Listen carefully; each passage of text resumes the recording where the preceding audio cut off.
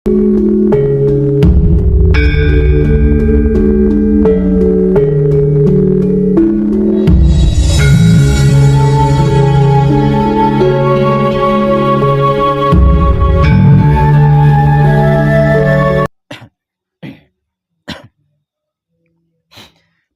kali saya pernah memberikan informasi tanpa tedeng aling-aling, tanpa rahasia maksudnya, bahwasanya laku spiritual hakikat hidup tersulit adalah mencapai suci. Ya, ini tersulit. Mencapai suci ini tersulit.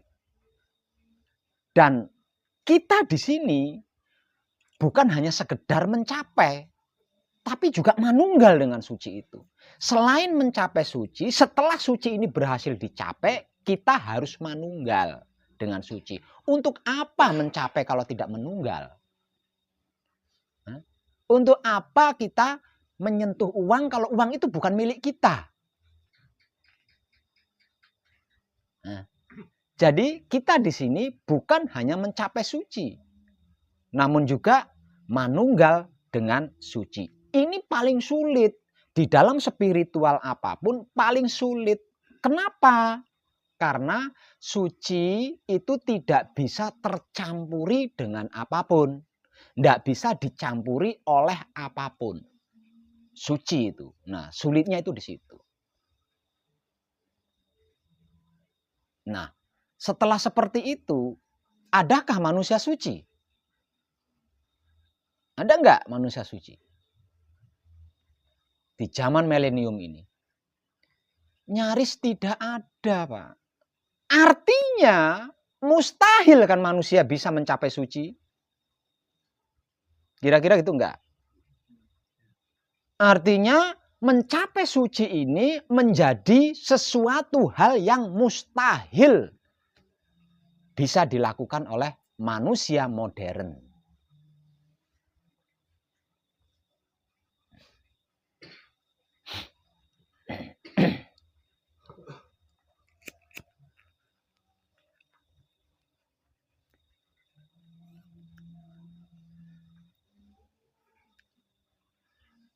Sudah sulit menjadi mustahil. Ketika pertama kali saya mencapai suci dan manunggal dengan suci, anugerah yang tak terhingga yang saya terima adalah kesadaran rasa cinta kasih sayang Tuhan.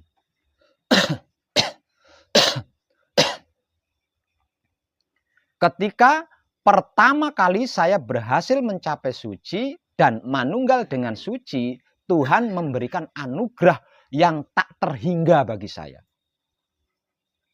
Anugerah tersebut adalah kesadaran rasa cinta kasih sayang maha suci. Lah, karena anugerah inilah mencapai suci saya jadikan tidak mustahil. Kenapa saya jadikan tidak mustahil? Seperti apa kejadiannya?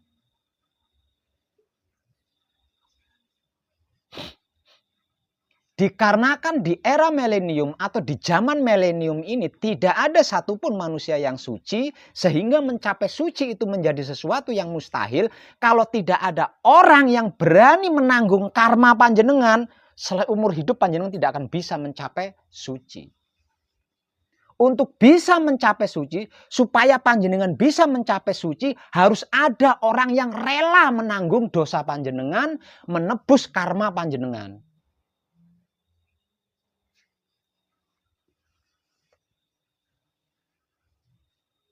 Ada manusia yang rela melakukan itu. Nah, selama tidak ada satupun manusia yang rela menanggung bebannya saudaranya, maka selama itu mencapai suci ini menjadi barang mustahil. Menjadi barang mustahil. Makanya saya katakan Selama ini saya belum pernah menyaksikan ada orang yang berani di sini gitu loh. Ada orang yang berani di sini. Nah sesungguhnya ini loh yang saya lakukan buat panjenengan. Tapi ini tidak bisa saya lakukan tanpa alasan gitu loh. Panjenengan harus berupaya dulu sendiri. Datang, Pak Web saya ingin mencapai suci. Sini, tak anterin suci. Nggak bisa seperti itu. Jenengan harus berupaya dulu. Perkara berhasil atau tidak berhasil, yang penting panjenengan berupaya dulu. Setelah panjenengan berupaya sendiri, berusaha sendiri, saya punya alasan untuk membantu panjenengan.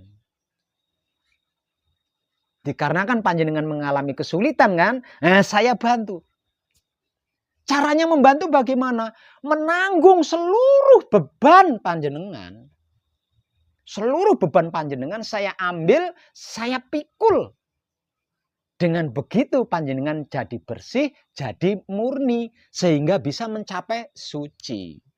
Lah ini orang yang seperti ini saya belum pernah menyaksikan lagi nih. Ini loh. Lah kalau ini tidak, kalau selamanya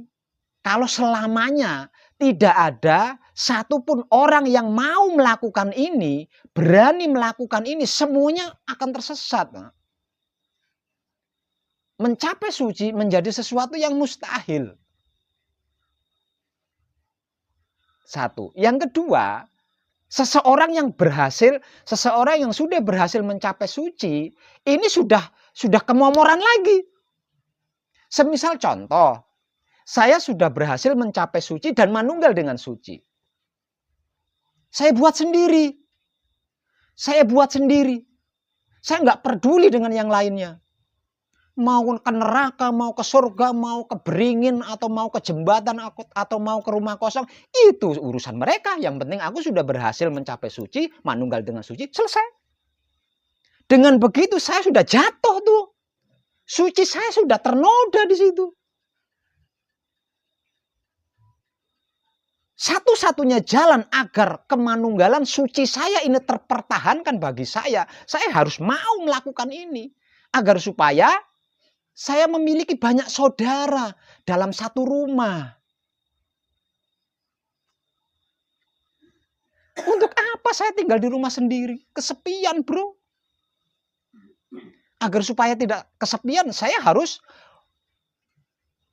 menemani banyak orang sebanyak mungkin agar mereka juga, agar seluruh saudara-saudari saya juga berhasil mencapai suci. Dengan semakin banyaknya saudara-saudari saya yang juga ikut berhasil mencapai suci, saya tidak terlalu capek. Tidak terlalu capek apa? Tidak terlalu capek ngomel. Jangan seperti itu keliru. Jangan seperti itu, salah. Nah kalau saya sendiri yang tahu itu kan saya capek ngomong terus ya kan. Nah kalau semuanya tahu sendiri-sendiri. Kan semakin banyak jumlahnya yang berhasil mencapai suci. Semakin berkurang kan saya ngomelnya. Jadi ringan kan. Jadi kalau tidak dalam keadaan suci. Tidaklah mungkin bisa mencapai suci. Apalagi manunggal.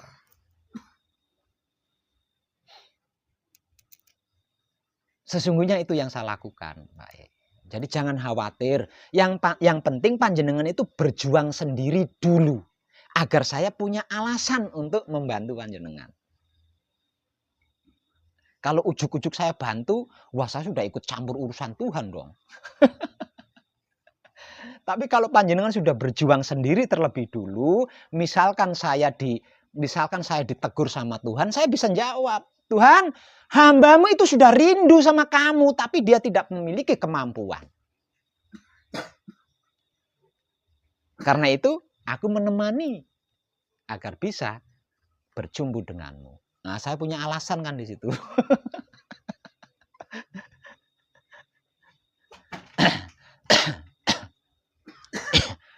Nah, seperti itu.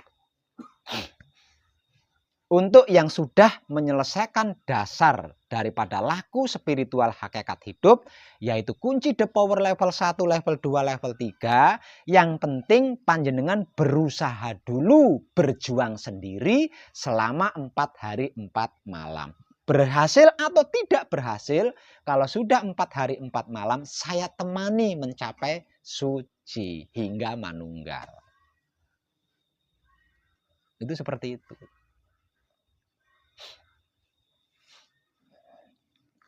Bahasa saya, sesungguhnya ini sulit, tapi saya permudah. Maksud saya permudah itu seperti itu. Gitu loh. Dan selama ini mungkin sesungguhnya banyak saudara-saudari kita yang sudah berhasil mencapai suci dan manunggal dengan suci, sesungguhnya banyak di luaran sana. Dan kalau mereka menyaksikan video saya ini, saya adalah buktinya. Selama saya menanggung seluruh beban saudara-saudari saya yang datang ke sini untuk saya temani mencapai suci dan manunggal suci, saya tetap utuh-utuh aja.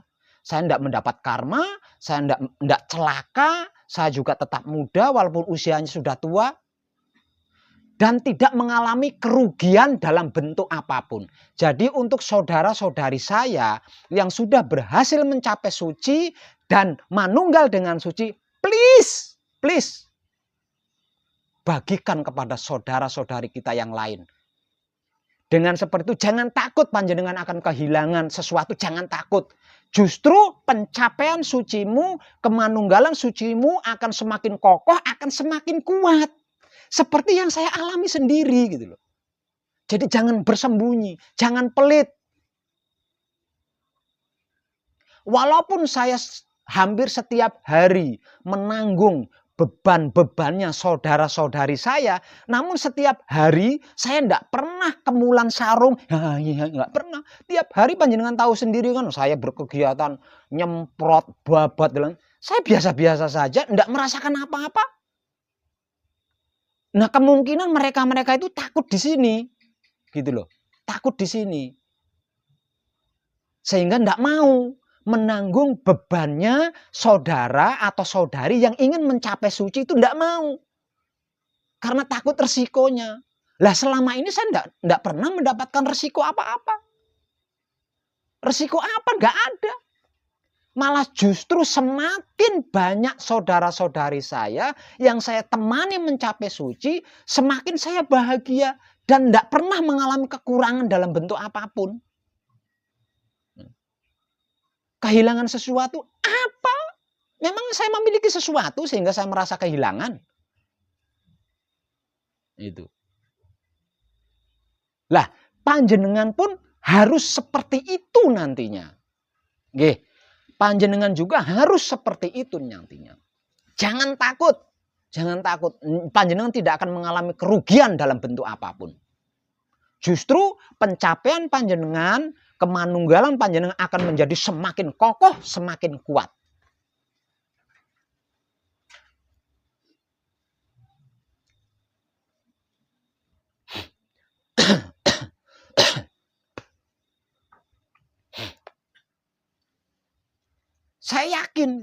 Saya yakin ada banyak gitu loh.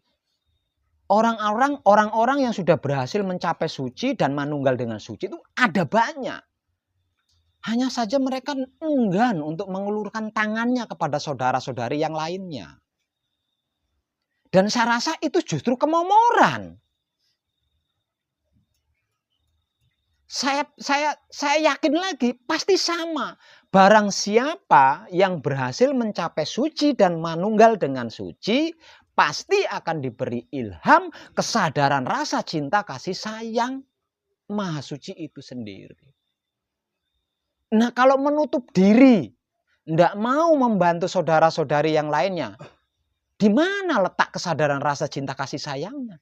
Di mana letak kebajikannya? Justru itu kemomoran, justru itu ternoda sucinya. Menurut saya seperti itu, menurut saya.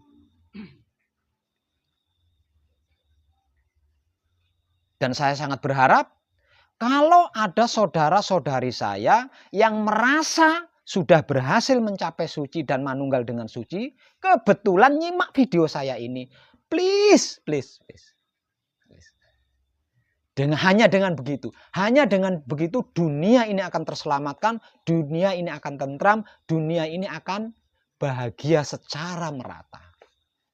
Kalau panjenengan kasihan kepada orang-orang miskin, kalau panjenengan kasihan kepada orang-orang yang menderita, kalau panjenengan merasa kasihan kepada orang-orang yang bermasalah, sakit dan bla bla bla, buktikan, ulurkan tanganmu yang sudah merasa berhasil mencapai suci dan manunggal dengan suci. Karena hanya dengan seperti itu semuanya itu bisa dihapus.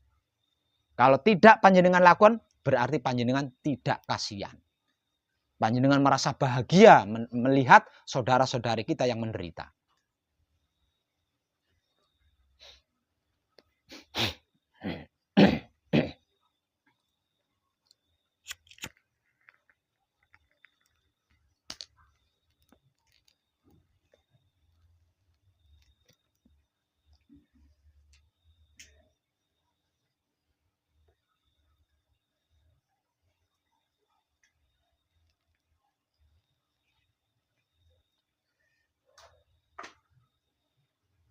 Lah untuk panjenengan, nanti panjenengan juga harus melakukan ini. Harus melakukan seperti apa yang saya lakukan. Jangan pelit. Jika ada yang bertanya, jawab. Jika ada yang meminta, beri. Panjenengan mendapatkannya dari saya gratis, maka panjenengan harus memberinya juga gratis.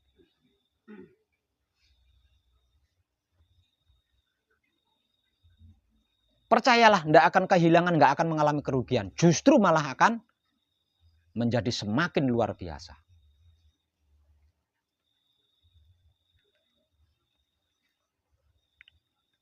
Kalau manunggal jati panjenengan berhasil terpertahankan, panjenengan pun akan memiliki mujizat sama seperti yang saya miliki.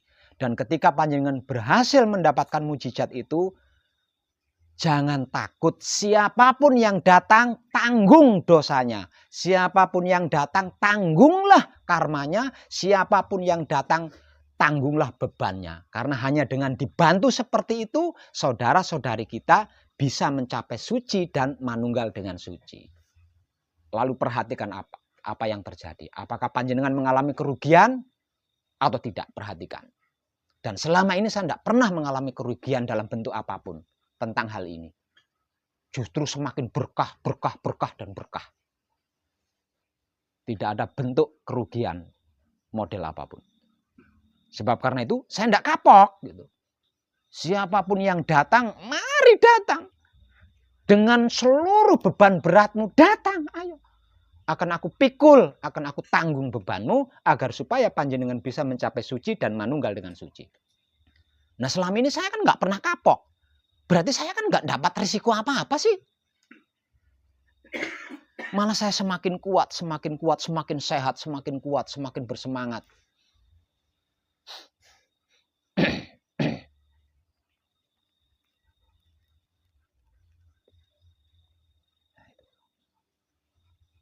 Nah, sulitnya itu di situ. Jadi betapapun kita berspiritual, kita tidak akan pernah berhasil mencapai suci. Dikarenakan kita sudah terlanjur banyak dosa, sudah terlanjur banyak karma. Jadi satu-satunya jalan harus ada seseorang yang berani menemani dan rela menanggung beban.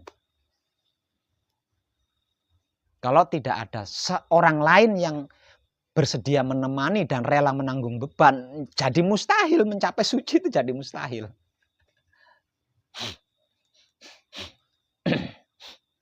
Makanya kalau panjenengan tidak bersungguh-sungguh, saya bisa marah gitu loh. Saya bisa marah karena itu loh yang saya lakukan sesungguhnya.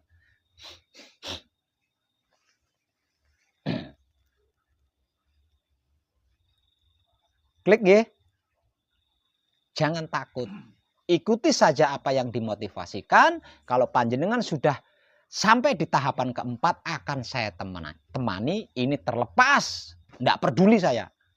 Maksudnya itu enggak peduli. Panjenengan berhasil bersih atau enggak, berhasil murni atau enggak, saya enggak peduli. Yang penting udah mencapai tahapan 4, saya temani.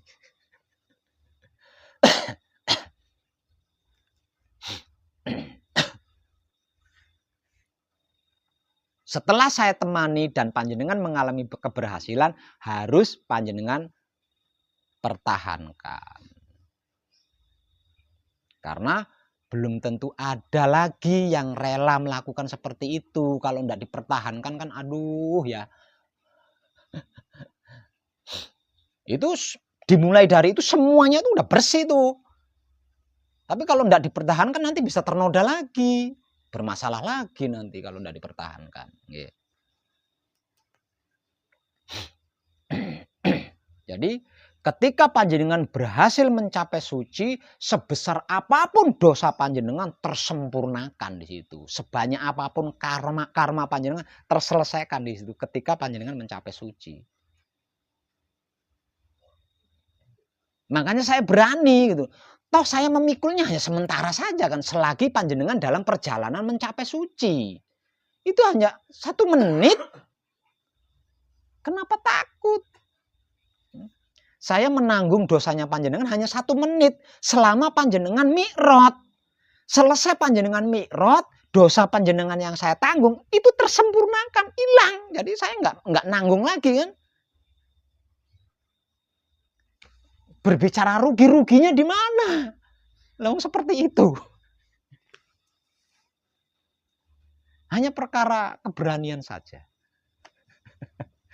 Hanya soal keberanian saja.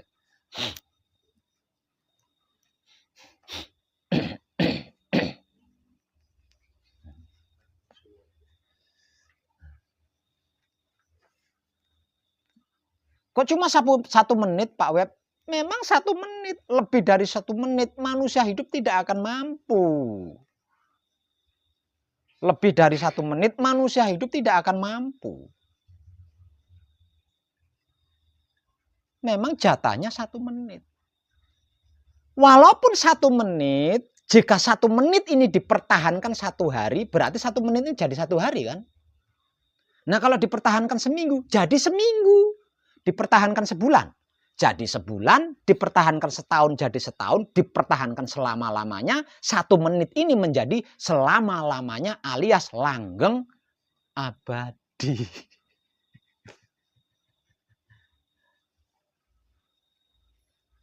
Hanya 1 menit, lebih dari 1 menit tidak mampu. Panjenengan pernah begini? Jujur, pernah? Enggak pernah? Saya nanya, panjenengan pernah begini enggak? Pernah. Ketika panjenengan mengalami klima, ingat enggak panjenengan punya kontol? Panjenengan punya utang, ingat enggak ketika panjenengan klima? Diberi seperti itu aja panjenengan udah lupa diri. Apalagi manunggal dengan suci lebih dari 1 menit. Harta karunnya tak roncotin jenengan orang roh.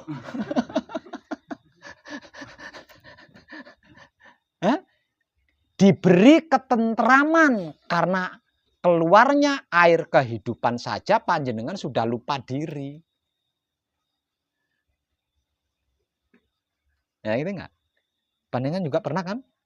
Nah, ketika mengalami klimaks, nembe diwenehi kaya ngono ae. Baru diberi kenikmatan segitu aja panjenengan sudah lupa diri. Enggak mampu, makhluk enggak mampu lebih dari 1 menit, enggak mampu. Panjenengan pernah membaca sejarah Nabi Musa ketika menyaksikan Tuhan? Apakah Nabi Musa mengalami kemampuan?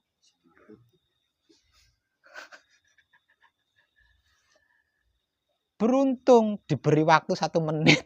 Beruntung itu. Dan itu udah istimewa banget. Tapi jangan khawatir, walaupun 1 menit, jika dipertahankan selama-lamanya, maka 1 menit ini menjadi kelanggengan atau keabadian yang sempurna.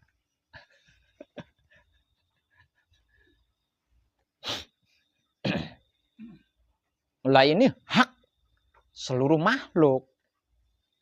Ini jatahnya seluruh makhluk. Tinggal makhluknya itu tadi mau apa enggak. Kalau enggak mau, ya siap-siap masuk ke dalam tanah. Kalau enggak mau. Nah, kalau sudah masuk ke dalam tanah, ya harus rela lahir kembali. Jadi cacing kayak, jadi ayam harus rela itu. Karena enggak mau kan?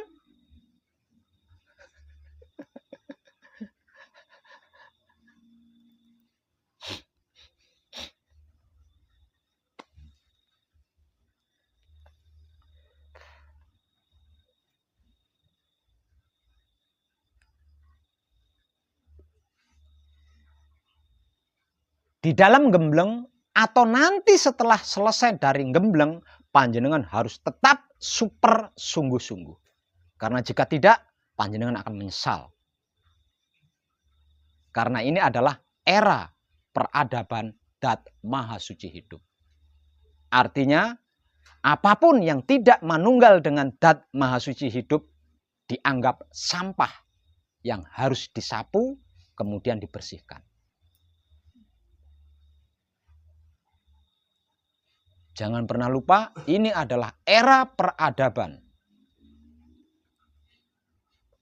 Dat Maha Suci berkuasa. Kalau panjenengan tidak super sungguh-sungguh, panjenengan bisa goyah dari kemanunggalan.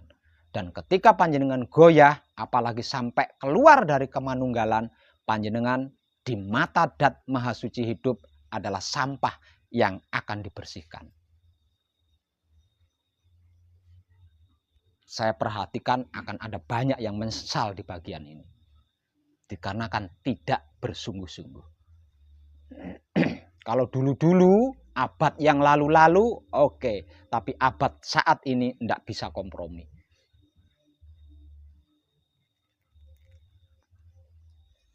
Secara spiritual disebut sebagai Ratu Adil sedang berkuasa di sini. Atau Imam Mahdi akan menjadi pemimpin seluruh dunia. Artinya Tuhan yang akan menjadi raja di seluruh dunia. Tuhan itu sendiri. Nah, kalau Tuhan itu sendiri yang menjadi raja seluruh dunia, wow, pasti bersih, nggak ada sampah secuil pun nggak ada. Harus bersih. Karena Tuhan adalah Maha Suci.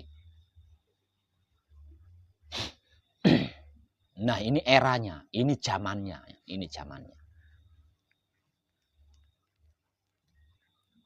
Dan prosesnya sudah dimulai. Maka super sungguh-sungguhlah. Untuk panjenengan yang sedang manekung juga harus super sungguh-sungguh. Nanti selesai manekung, selesai gembleng, harus tetap super sungguh-sungguh. Jika tidak, panjenengan akan menyesal nanti.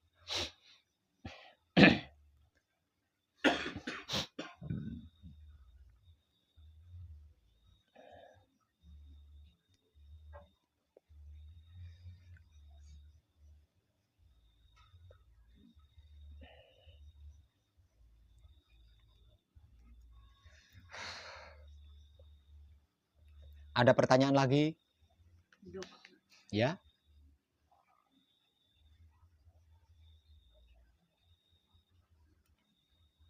Apa itu?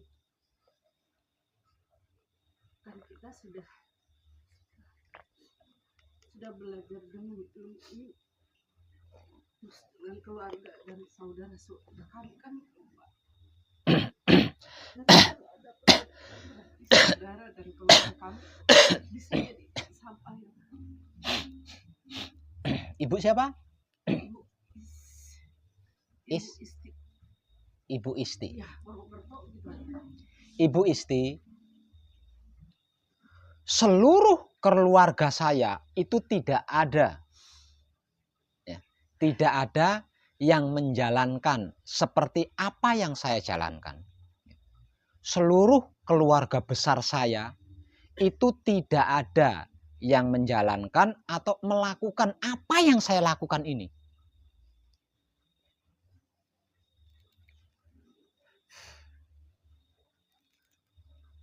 Dan saya tidak pernah berbicara tentang ini kepada satu keluarga pun.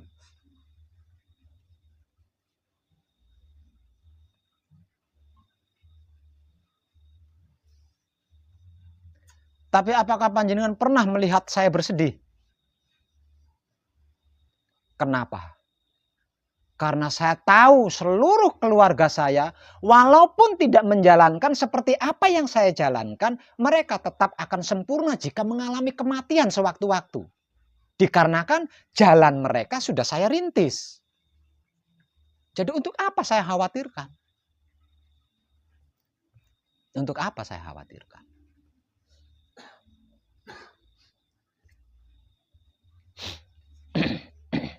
Kenapa?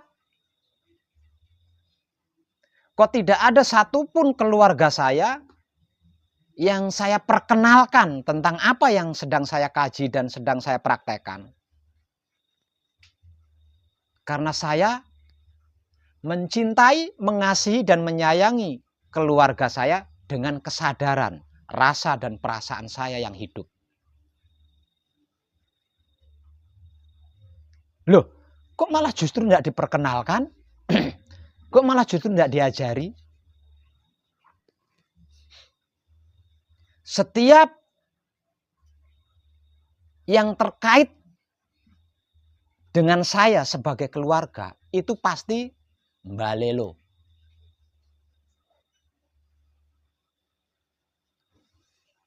Makanya saya tidak mau memperkenalkan wahyu panca gaib kepada orang yang terkait keluarga dengan saya. Karena pasti, semisal contoh, dia tadinya itu alim. Setelah saya ajari wahyu panca gaib, jadi merusal. Ini contohnya ini.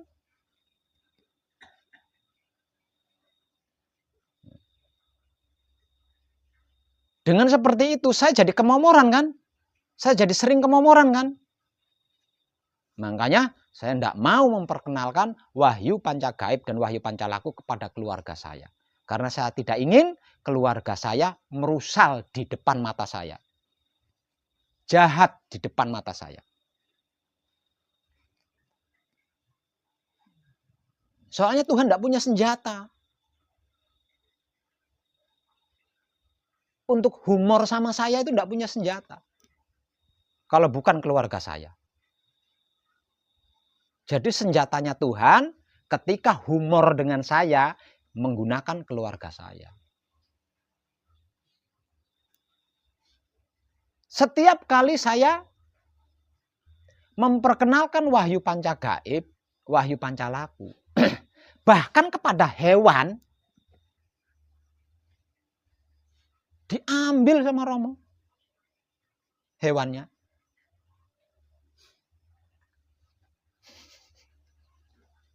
Hewannya diambil sama Romo. Makanya saya tidak mau.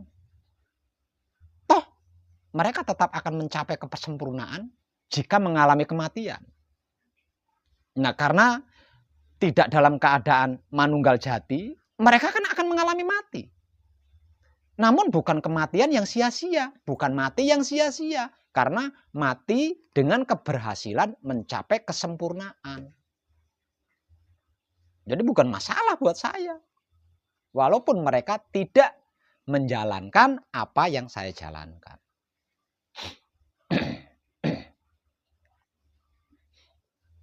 Sesungguhnya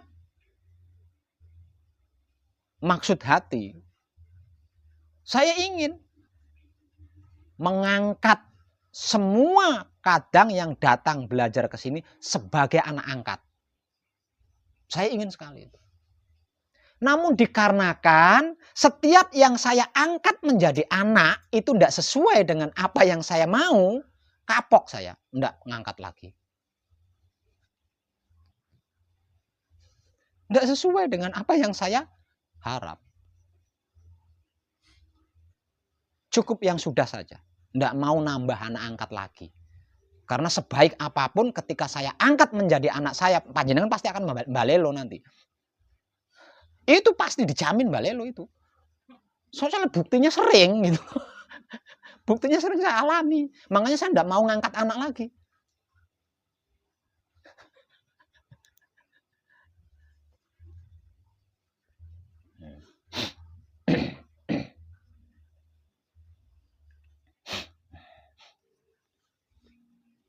Lah anak istri Pak Web yang di Kalimantan itu bukan saya memperkenalkan wahyu pancagaib. Anak istri saya itu mendapatkan sendiri wahyu pancagaib. Bukan dari saya loh ya, jangan salah paham. Saya tidak pernah mengajari anak istri saya yang di Kalimantan itu tentang wahyu pancagaib itu. Enggak. Mereka mendapatkan sendiri dengan caranya sendiri. Setia tuhu kepada saya. Dikarenakan anak istri saya setia tuhu kepada saya, hormat kepada saya, Tuhan menyambut mereka. Buktinya kalau Tuhan menyambut mereka, walaupun saya tidak pernah memperkenalkan wahyu pancagaib, dia dapat dan menjalankan wahyu pancagaib. Wow, itu kebahagiaan yang tidak terukur buat saya. Jujur saya tidak pernah memperkenalkan wahyu pancagaib, apalagi mengajarkan wahyu pancagaib kepada keluarga saya itu tidak pernah. Anak istri saya yang sering muncul di internet mungkin ya panjenengan tahu, yang sering muncul di Instagram atau Facebook yang mungkin jenengan tahu. Itu wahyu pancagaibnya bukan dari saya. Dari Romo langsung dengan caranya dia. Caranya dia bisa mendapatkan wahyu pancagaib, wahyu pancalaku bagaimana? Dia setia sama saya. Tawaduk sama saya, hormat sama saya, walaupun saya tidak pernah ngasih nafkah lahir di setiap saatnya.